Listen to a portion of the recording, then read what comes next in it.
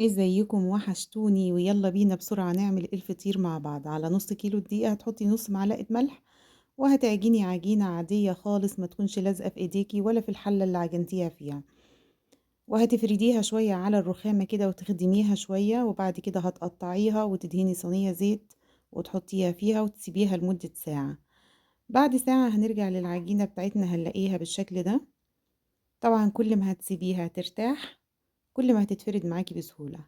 على الرخامة بتاعتنا هندهنها زيت وهنبدأ نفرد مع بعض العجينة، هتلاقيها مفرودة معاكي بكل سهولة طالما ارتاحت وسبتيها ترتاح لوقت كافي.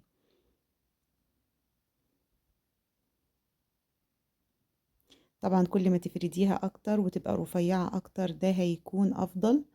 انا بحاول اجيب الصورة كاملة عشان تشوفوا قد ايه هي اتفردت بسهولة.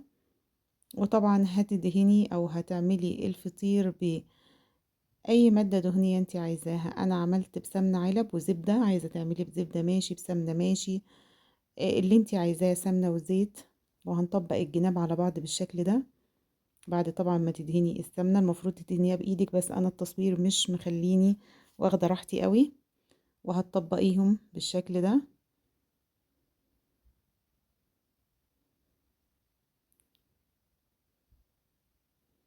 وهندهن الصينية بتاعتنا ونحطها فيها وهنسيبها برضو ترتاح لحد ما نخلص بقية الكمية.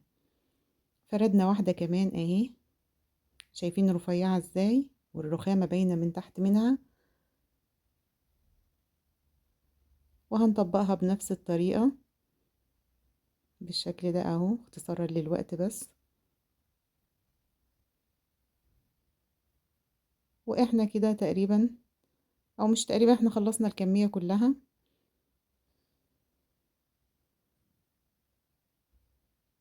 هنسيبهم يرتاحوا ربع ساعة قبل ما نفردهم عشان يتفردوا معانا بسهولة.